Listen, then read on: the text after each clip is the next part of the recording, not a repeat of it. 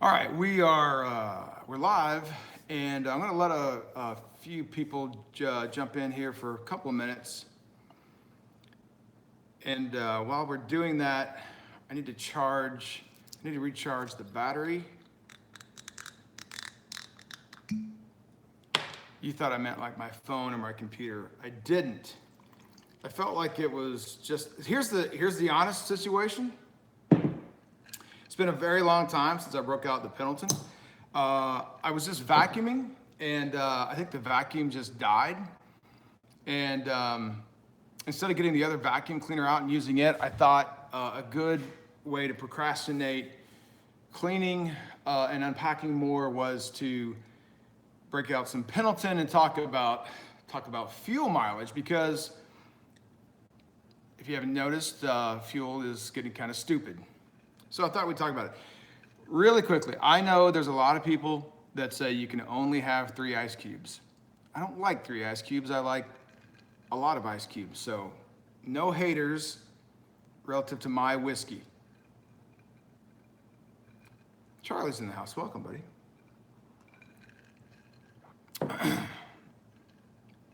My goodness, that could not have tasted. It did taste as good as I thought it did. All right, so I want to talk about fuel mileage for a few minutes on this live feed, because it's getting really significant now. I see it as we look into our data. Charlie is kind of driver 1 for us.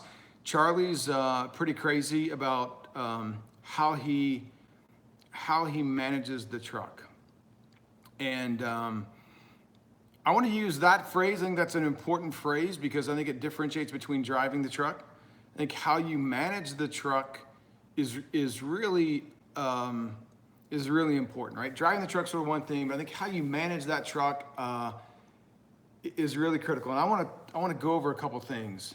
Clearly, I think everyone knows speed is the number one issue relative to fuel consumption.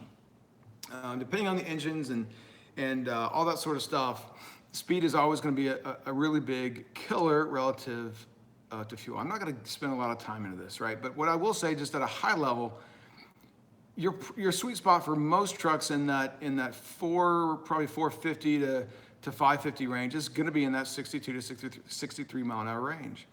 For every 10 miles an hour of speed that you increase, you're going to typically reduce your fuel consumption by about 1 mile per gallon.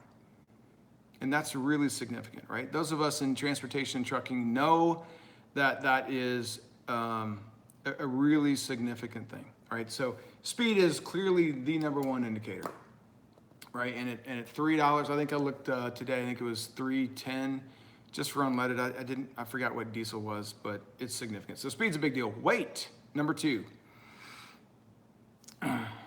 Number 2, weight. Clearly, and I've done other videos about this in the past. I went into a fair amount of detail on my first channel. I wish I still had that video. That was one of the better videos that I was actually proud of. So I'm not going to bore you with the formula, but the amount of weight that you haul clearly has a big factor. A lot of us can't control the amount of weight that we haul, but we do have choices when we are selecting freights or talking to brokers.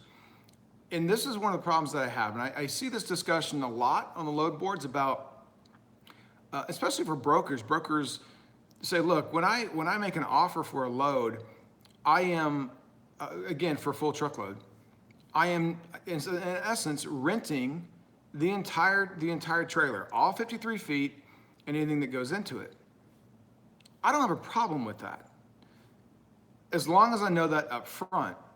The problem that I have is when I make a financial decision predicated on the load, the amount of weight that's going in the box, in the trailer. For example, if you tell me it's going to be 20,000 pounds and I get there and it's going to be 43, that has a really negative effect on the profitability of that run. If it's a really short run, probably not that big of a deal. But if it's a long haul run, it could have a really significant impact. So keep your pens or pencils out and just remember this.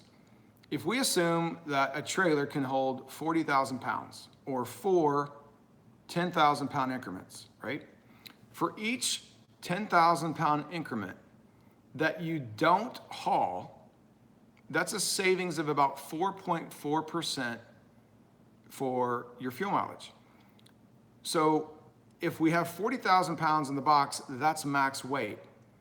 If we have 20,000 pounds, that's going to be 2 increments of 4.4% or 8.8%. Does that make sense? So for every 10,000 pounds that you're not hauling, you save 4.4%.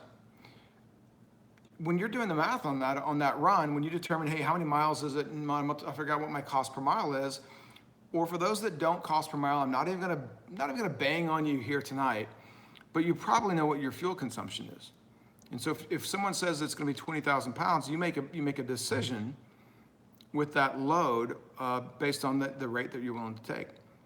So the problem I have is if they tell me that it's 15 or 20,000 pounds and I agree to a rate and it's 40,000 pounds, that's just cost me 8.8% more. Again, that percentage is kind of based on our trucks. Every truck's gonna be different, but that's a pretty good number to use, in my unprofessional opinion. Thomas Wilson, hey man, how are you? I'll get to questions in a minute. Number 3, tire pressure. Having the adequate tire pressure is really, really important for 2 reasons. One, I have a picture. I have a picture of one of our trailers, and the tire pressure has clearly not been managed well on that trailer because the tires look like the crater of the moon, and that is clearly indicative of tire pressure. So not only is not managing the tire pressure correctly going to cost me a lot of money to replace those tires far sooner than they need to be, it also has an adverse effect on fuel mileage. All right, so just taking a few minutes. I mean, look, even going by Love's, I'm not a big fan of paying somebody when I can do something, especially if you're low on fuel and you're going to be putting fuel in. Take a few minutes to throw a gauge on your tires and manage that, right? That's going to save you not only in replacement costs of the tire, but also in fuel mileage a lot, right? This one, look, I'm going to say this somewhat tongue-in-cheek, but you guys know what I mean, right? Rapid acceleration, again, somewhat of an oxymoron in a truck, right? I mean, we're not driving Ferraris, but rapid acceleration is a killer. We see that when we haul flowers. We're doing a lot more in town, dealing with more traffic, a lot of stops and starts. You know, even though we're hauling light freight, our fuel mileage is never good. So ease into that throttle every chance that you get. This time of year, well, it doesn't. Yeah, it almost doesn't matter. There's very few times of the year, very few months, I guess, here in North America where it's either really cold and we're idling for heat. If you have a bunk heater, great. But idling is a huge consumer of fuel. I'll never forget when I was in the bus going from Denver to the office in Missouri. I stopped at the Blue Beacon in Salina. And I stopped there for 2 reasons. I stopped to get the bus washed, but primarily I stopped because I was getting tired. And there was like 4 or 5 trucks. Let's see, 1, 2. There's probably more than that. It was probably like 8 or 9 trucks in front of me, and it was like 1 in the morning, which I thought was really strange. But what was nice was, so I pulled in, set the brakes, jumped back on the couch, set my iPhone for 15 minutes. Slept for 15 minutes, got up, as the trucks in front of me pulled through, I'd pull up. And I did that for probably an hour and 15 minutes, right? So I stole a little bit of sleep. But what I noticed was, and I kept the engine running, and what I noticed was how much idling had eroded my fuel consumption just in that hour and a half or whatever it was on my averages on the dash. So idling's a really big deal. I understand this time of year it's pretty hot. And sometimes you just have to. But when you don't have to idle, great. When you pull up at a shipper receiver and the temperature's not too bad, you're filling out paperwork or whatever, I got to tell you guys, like when I see people in the yard and it's not particularly hot or cold out, I see guys park and the truck is idling while they're filling out paperwork or whatever. I'm just like, man, there goes a few bucks. Every time I pull into a truck stop, and again, it's Phoenix, so you can't really argue anybody for idling. But I talk to Kyle about this a lot. Like whenever we're getting gas, and there's 100 trucks, and like 90 of them are idling. I just say, look, there's 90 trucks idling. That's a gallon an hour, right? We do the math, and I'm just like, oh, right. I feel for all of us, whether you're company drivers or lease op or owner op. So idling can be a big deal. I want to talk about something, and I can't recall this gentleman's name. He was in New Mexico. When I first did my fuel mileage talk on my first channel, he wasn't aware that closing the gap between the trailer and the cab would have a noticeable impact. This Bud was his name. He's in here every now and then. Closing that gap is a really big deal. Now, I've read a few different articles on this. I don't know if this is fact or not, so take this for a grain of salt.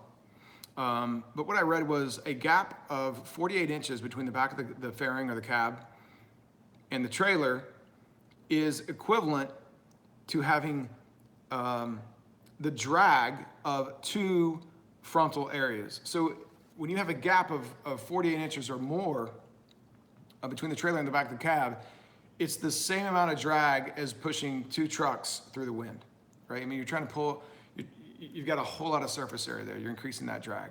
Closing that gap up can matter. And Bud wasn't really sure. I think he sort of wanted to call nonsense on me. But he worked for a company. He was right on the cusp of getting a noticeable bonus for fuel mileage. And he closed that gap, and he did a dedicated run. I forgot where it was. Maybe it was Arizona to Mexico or something like that. And he closed that gap, and it helped his fuel mileage quite a bit. So for those that aren't aware, right, close that gap as close as you can. That'll help. I think typically what they indicate is anything less than 2 feet is a good thing. We have seen some of this on our trucks. Tire tread, I think a lot of people know that whenever you get new tires, you're gonna have a lower fuel economy until those tires sort of get broke in. A lot of the tread patterns can have a noticeable variation on fuel mileage, so be aware of that. We've seen some of that ourselves when we put some new tread, some new rubber on our drives.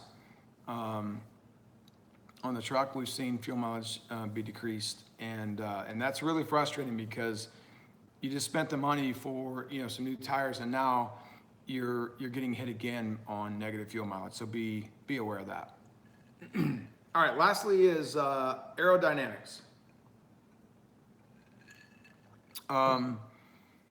We have a trailer skirt made from a company out of Canada, and I should do a video on that actually. And that trailer skirt has improved our fuel efficiency around 20%. Now that is far, and it's a very different skirt than the typical skirts that you see. This skirt covers actually slides to cover more distance for the tandems, and it also flips up as well. That skirt has been, we've seen a really significant difference in that skirt. The average skirt, the cheap skirts that you see, typically cost around $900 or $1,000, as well as sort of the whale tails, some of the other aerodynamic features that you can purchase. Typically what you'll see most of those vendors state is that they're gonna save about 0.3 of 1%, okay? So all you need to do is say, well, how much is this item gonna cost me, right? Skirts are gonna save 0.3%. Okay, well, figure that out, take your 0.3, multiply that out by your fuel economy, and determine how long it's gonna take for you to pay for that skirt with that savings, right? If you're driving 60,000 miles a year, it's gonna take you a lot longer than if you're running 120,000 miles a year, right? But do the math. Typically, somewhere in that 18 month to 24 months is deemed by most industries as a good ROI, a good use of your money for a return on investment. So things like skirts or whale tails, things of that nature. The downside to that is you have the potential of damaging that item. So, take that into consideration relative to the type of freight that you run and stuff like that. So, kind of a quick rundown on 8 easy things that you can do to save a whole lot in fuel, right? A whole lot in fuel. So, let me kind of jump into the questions here, and we'll try to address some of this stuff. Will, John Shepard, hey John, I hope you're feeling better. I heard you were feeling under the weather, so I hope you're feeling better. Let's see. Don B says, I like the way you think. Don, you're on a very short list of people that like the way I think, so thank you. Greg, good evening. George. Well, welcome, George. Little Viking Coach, how's it going, man? Let's see, I prefer large golf ball Death Star cubes. Yeah. Yeah, exactly, Tommy. I agree. It's my drink. Let me drink it how I stink and want it. Let's see. Best thing for fuel mileage is turn the fans off that they call wind turbines, right? 62 govern, wise move, 70 owner op pirates. Our trucks, I'll tell you, and I look, I get it, right? I mean, I know it's drivers are, look, here's the thing. We can see it all the time. It's incredible how much humans are like animals. It's like a horse, right? You can take a horse on a 20-mile ride, and the second you turn that horse's nose back towards the house, they're going to want to trot and or lope the whole way back, right? Drivers are not too dissimilar. Every time drivers are going to home, I'm telling you, our trucks are governed at 72. On the pedal and they can coast faster. You can just watch it. I mean, guys are just gonna run hard, and I get it, right? It's home. We all want to get home. I did the same thing. I'm guilty. I don't know if you guys can hear Gracie snoring. If you can, I apologize. It's really annoying. Hey, Gracie, that's sort of embarrassing. Grace. But I'll tell you, keeping the truck at a lower mile per hour is a big deal. And I was telling Howard the other day, as well as Dave, we've got to really make the ask of our drivers, because fuel is so high and so expensive, and not all of our trucks have APUs. I really need us to curb the speed, and a lot of that comes with route planning too. If you plan your route, so that you're getting the adequate number of miles, so that because here's the thing, here's the worst thing. And the worst thing in the world for me is to see when a driver runs 68, 70 miles an hour across the stinking country. They get to the shipper half a day or a day early, and then they can't get unloaded early. And guess what? Now they're going to sit and idle the whole stinking time. That's so painful for me, because I know we're just wasting money. Can you guys hear that? Gracie! She was swimming, and now she's sacked out. Alice, how are you? Let's see. Hey, Alice, I saw that compliment that you received today from the broker. That's good stuff. Brokers do the weight trick all the time. They do. I sort of went round and round once, well, more than once, but the first time in particular with the broker, and he's the guy that gave me I'm renting the trailer and everything that goes in it. I'm like, I got no problem with that, but do you understand that I'm making a financial decision on the amount of weight that goes in that? And he was sort of like, huh? I was like, yeah, the amount of weight in there matters, right? When I'm bidding on that run. Yeah, Greg, it's funny. Greg Harris, you mentioned this. So we had, this is a year or two ago, Howard has stumbled across some company that moved styrofoam products. And we were all excited because, styrofoam is the way to go. If you can get a whole truckload of styrofoam, do that. George says some of the truck stops are robbing truckers, especially along the interstate. Lately, he's been planning and fueling at smaller stations along the way. I don't know if Charlie's still in here or not. There's a QT in somewhere around McAllister, Oklahoma, I think. And a lot of our guys fuel there because the fuel is 20, 30 cents a gallon cheaper. And so, in fact, it's so cheap.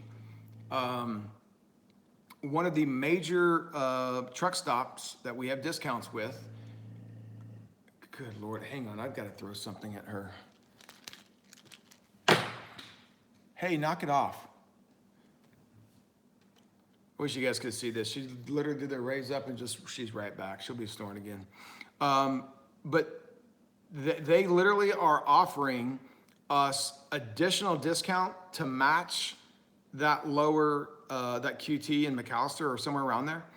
They literally are offering us to match that rate at that station so that we'll fuel at their truck stop versus the QT. So, kick that around, right? I mean, maybe that's an option for you as well. Maybe if you're running by a place like that QT, maybe go in and ask them, hey, if I fuel here every week, could I get a little bit of a discount?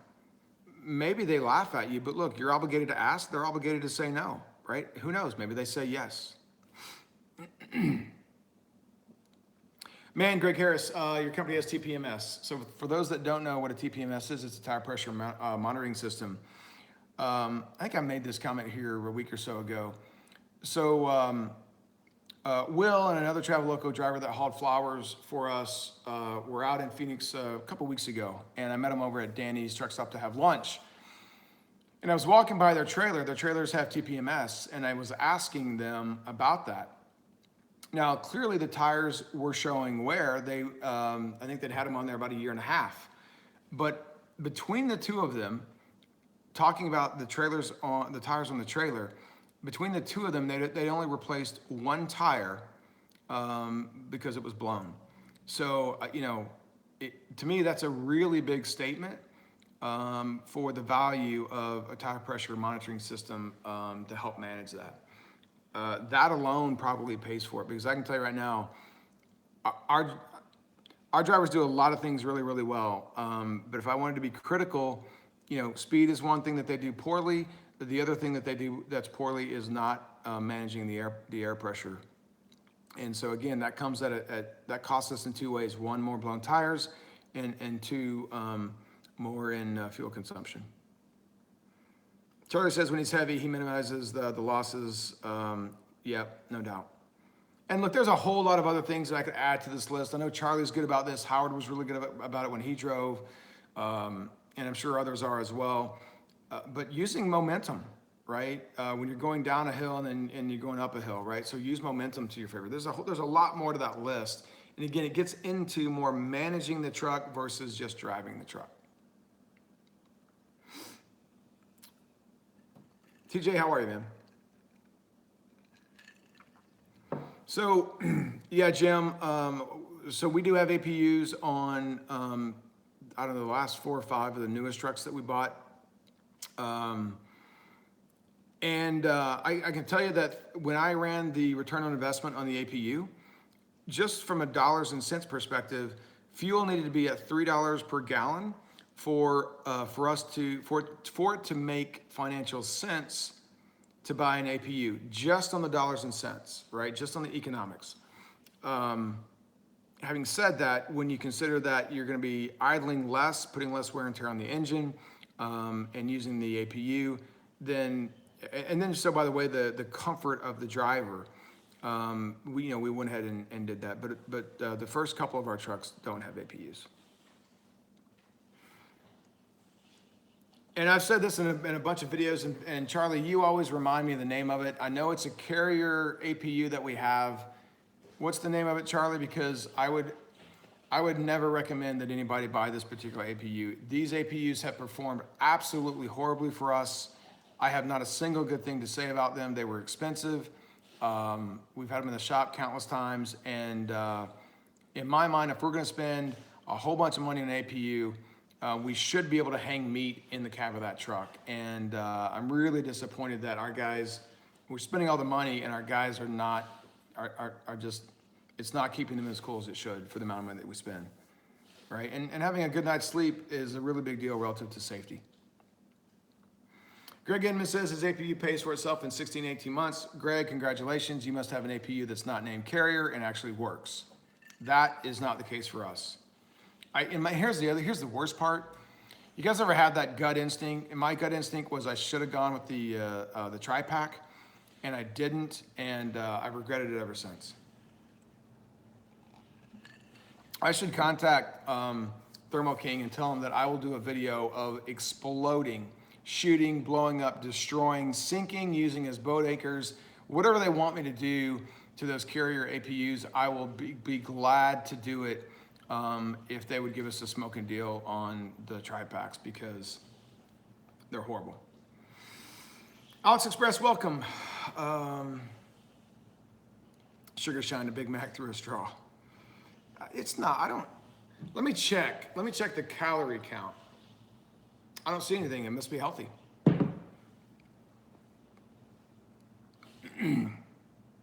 Yeah, lean forward. Greg Edmonds says TPMS on golly, Greg. Greg says he has a TPMS on all of his tires. He's only lost 2 tires in 3 years. That's incredible. That really is. Yeah, Sugar Shine, I agree. Yeah, fifth wheel position, it's really a big deal. I mean, here's the thing: if somebody wants to track some numbers, if they track their fuel mileage, that's not closing the gap between the trailer and the cab. Track your fuel mileage, and then close that gap as tight as you can to be safe, and run it for a month, and then shoot me a message back on this video and let us know how much it improved it, because there'll be a noticeable improvement.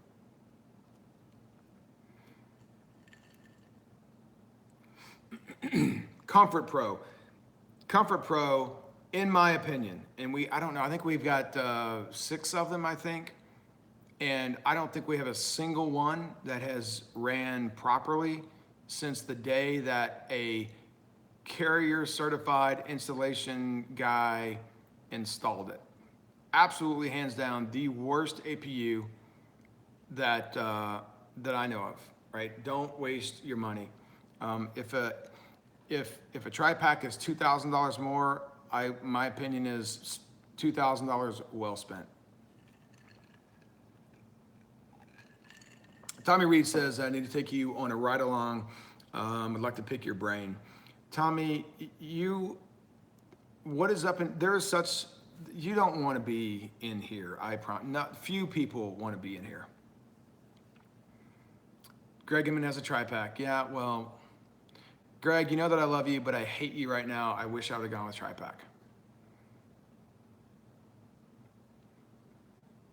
Comfort, yeah, that's the truth. And so maybe this is the issue. Actually, I'm not even gonna make any excuses. We do have the California compliant APU.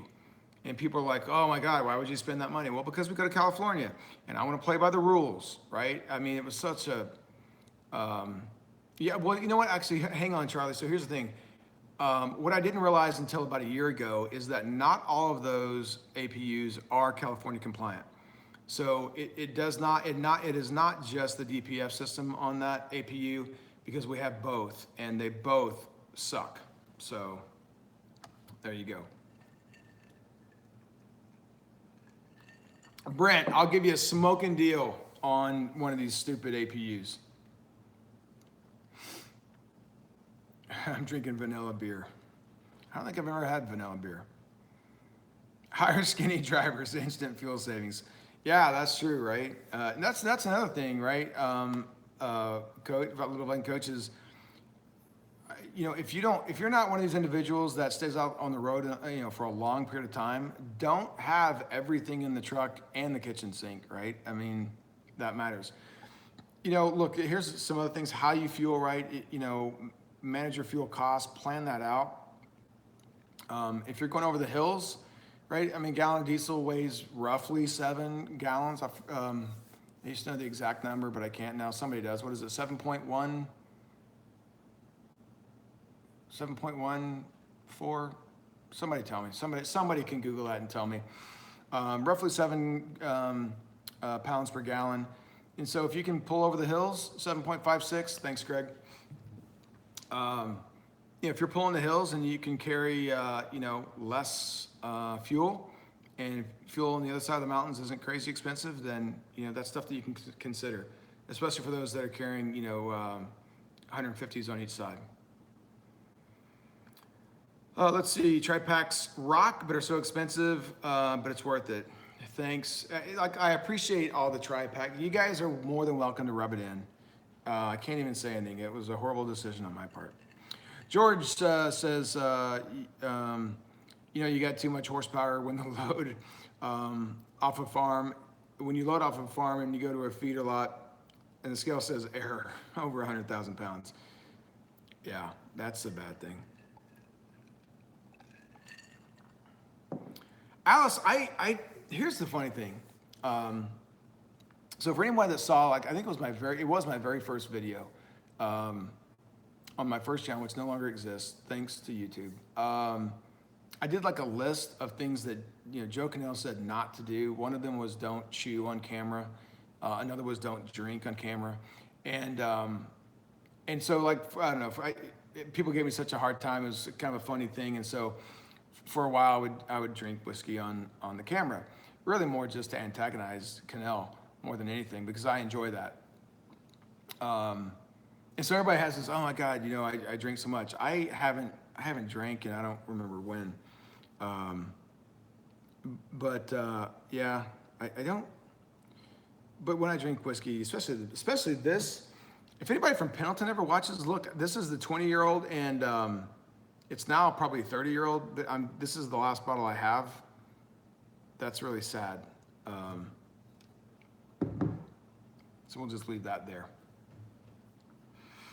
What is Stu, I knew you were going to ask that. The name of the Canadian skirt.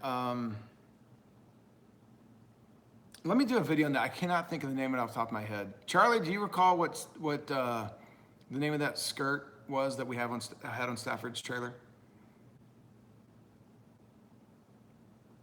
George says he got chewed out by the feeder lot. Well, they loaded it, right? 100,000 pounds, that's ridiculous. Yeah, no, she snores. She's a snoring dog. Briggs doesn't really snore. Let's see, use IFTA matrix. Man, that's another thing, Alex. I'm glad you brought that up. So I want to touch on this really briefly, but this really warrants its own video.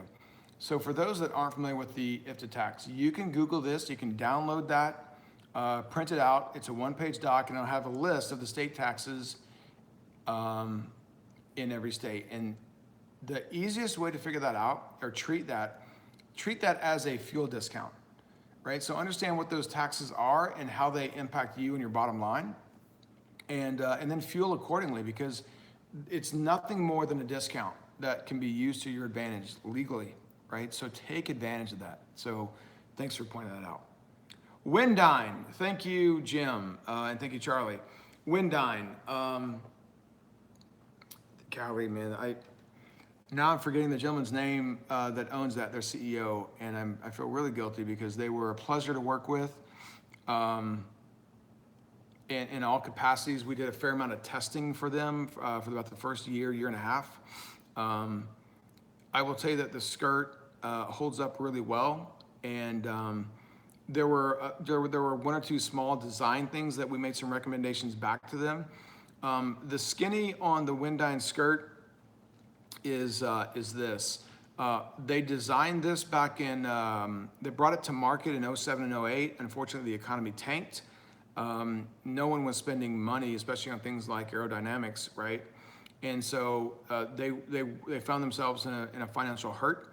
The engineer and one of the partners in this firm, the now CEO, whose name escapes me, kind of bought this and was so convinced that it was not only a benefit to safety, but also for fuel mileage. This is this gentleman's passion, and he is completely dedicated to it. He had some of these in stock, and he was trying to get them out. They do have a noticeable adoption rate here in the States from a few companies, and like I said, we're seeing 20% savings high 19%, almost 20% saving. That's a really big difference. Yeah, exactly right. Heavy duty, rolling resistance, new tires for sure. Yep, I mentioned that a bit ago, you bet.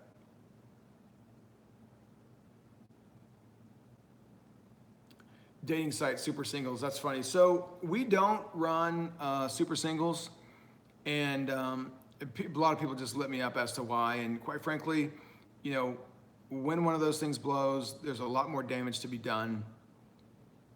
I understand the economy of savings. I feel like when bad things happen to those, it represents an opportunity to be far more costly than a regular tire. So we don't run super singles, but yes, right, for those that do, most of them like it. Benjamin Duke says, company I'm with saying something about their tri-pack, they're changing to carrier. I guess it's a crapshoot. Man, maybe, right? Maybe. Have them give me a call. And you guys can maybe keep your tri-packs. Daniel says, off topic, who pays for the insurance down payment, leased on owner operator or the company? So I guess it depends on the contract, right? I'm sure some companies require the driver to pay it. I'm sure many companies pay it. So I don't know the specific answer to that.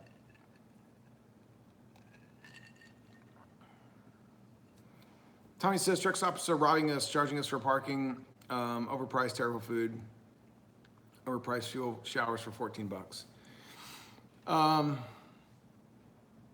You know, I can't even argue that, and nor will I even. I have no intention of arguing that. You know, $14 for showers. I know a lot of you guys tend to, you know, when it's a really clean shower, a lot of you guys leave a tip for the people that clean that. You know, a lot of times you're paying, you know, $17, $18, $20 for a shower. It is truck stop food, right? Clearly. And I will tell you that I'm really surprised. I kind of made this comment a while back, probably this time last year, with ELDs coming and the parking nightmare that was to come with ELDs. I was sort of hedging my bets that if I owned a truck stop, I now have a captive audience more so than ever. And I'm shocked that we're not seeing more parking spaces consumed for pay for parking. So I'm surprised that hasn't happened already. George, I am a big fan of the Pendleton cork for the, I don't know if this will come in right. Yeah. The letter buck. So I wish Ron Duncan was in here to give me a hard time about my choice of whiskey. Speaking of Joe, did he get the meat? See my last video? I did not see your last video, and I don't know. Somebody sent me a message tonight saying why has Cannell removed comments from his videos. I didn't know he had, but I'll send him a nasty text message tomorrow about that. Maybe we can clear that up. Probably not. Yeah, Benjamin, you can increase your rate, you bet, for sure. And those are things that you should consider, right? Especially if you guys are traveling to the big cities where you know parking is going to be a nightmare, and you're more apt to have to call ahead and reserve some parking. Yeah. We got Brent arguing with Greg M, and Brent saying that the weight of diesel is 6.943 pounds per gallon. Get my dog a CPAP. Oh, my goodness. Here's the craziest thing. This is Kristen's dog, and Gracie sheds more than any creature. Sasquatch does not shed as much as this dog. It's nuts. Let me see here. Bear with me. T680 in a tri-pack. Johnny, so ironically, the last truck that I was in that had a tri-pack was a T680, and literally I could see my breath, right? I mean, it was that cold in there. And the more frustrating part about that is I actually got in, I pulled the bus into the yard on Harrisonville, and we have a couple of 50 amp plugs to plug the RVs into, and the 680 was in the spot that I was going to use. So I jumped in it and moved it. It was, the APU was on, like, it had to be 50 degrees. It was so cold in there. So I moved it so I could back it in. And I was sort of looking around going, I wonder where the driver's at while we're just cooling this truck for no reason. The driver was thinking fishing at one of the ponds for like 2 hours. Charlie, I think you were with him, actually. Chris Swan, welcome, man. How are you? Haven't seen you in a while.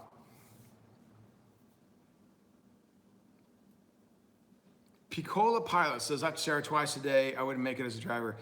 Listen, I'm with you, and here's what's really frustrating.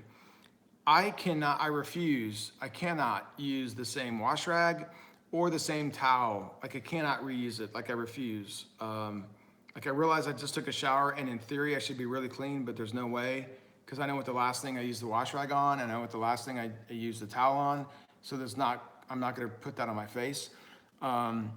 So I do a lot of laundry with towels, and it drives Kristen nuts. Chris Swan, I appreciate your efforts. For those that don't know, Chris Swan made a big pitch for Pendleton whiskey. So Chris, that's not been forgotten. Thank you, I appreciate that, even though it didn't pan out. Let's see, have you also tried a set of the vortex generators in the back? No, I haven't. We don't have many roll-up doors. Most of ours are swing doors, but no, I've not. The air tabs I've seen air tabs on trucks. I've even seen air tabs on $2 million Prevos. And you know, the two things that I hear the most about air tabs, here's the thing I hear about the air tabs. One, they're pretty cost efficient. Two, they keep a lot of the spray off the back of the vehicle. And three, the performance, the handling of the vehicle is far better when you're being passed by another large vehicle. Some people swear that there's a fuel economy savings. Others don't really know if there is or there isn't, but then they revert to a couple of those other things, that handling is better and that sort of thing. So they feel like it's been a worthwhile investment. I've not driven anything that had air tabs, nor do we have any on our trucks, so I can't really speak to that. So I don't know.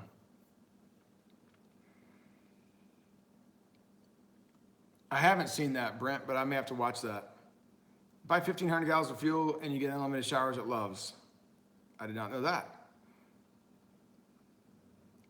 I did know that TA used to charge for parking unless you got fuel. Stay out west, lots of parking. Yeah, that's true. That's true. Chris, you made a career change. Well, good for you, man. I hope that's been good for you. I really do. Wild turkey. Here we go again. It seems like every live feed the past month has been somehow we get into alcohol.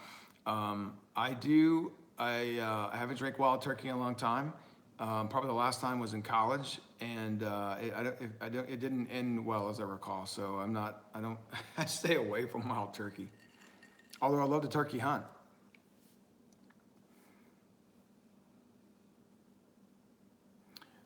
Yeah, Billy was with him. That's right. You're right. I thought you were there. John Shepard, good tequila does have some cork tops. You're aware of that for sure. Yeah, Jim, that's exactly right. That's why I refuse to use a wash rag or a towel again. No. Let's see. Benjamin Duke says the air tabs seen no fuel, but worth the other three improvement items. Yeah, they're not particularly expensive. Little Viking, I only shower once a month if I need it or not. It's good. Look, I think that's a good policy to have, right? I'm not opposed to that if it works for you. Chris Swan, part-time strip club DJ, selling insurance. Are you selling insurance to the strip club? Like, is there a high risk for stripper poles? I don't know. Sugar Science says because generally someone is drinking, it might be the most likely, and for me and everybody else. Stu Stewart says theoretically it should be worst drag on the back of the vehicle than on the cab. So typically, so on the RVs, obviously on the back, on the trucks, I'm trying to think if I've seen any. I don't know. You guys probably see more than I. I have seen plenty of them on the back of the cab. No, I know for a fact that I've seen some on the back of the trailer. But most of the time I do see them on the back of the cab. Thomas Wilson, wild turkey makes you talk to parked cars. Oh my goodness. Trucker Daddy says he loves moonshine. So let's see, where was I at? I was Colorado two weeks ago. Was playing golf with a friend of mine, and his friend joined us. And that guy makes and sells moonshine there to the local, some of the local liquor stores. And as it turns out, he had some in his bag, and it wasn't bad. It wasn't like it wasn't like any of the apple or whatever. It was just straight up moonshine. And look, I don't like moonshine. I just, but I felt obligated to try it since the guy made it. And, you got to try it, right? You don't want to be rude. So, State Farm car insurance. Good for you, man. Good for you. Cabo Wabo.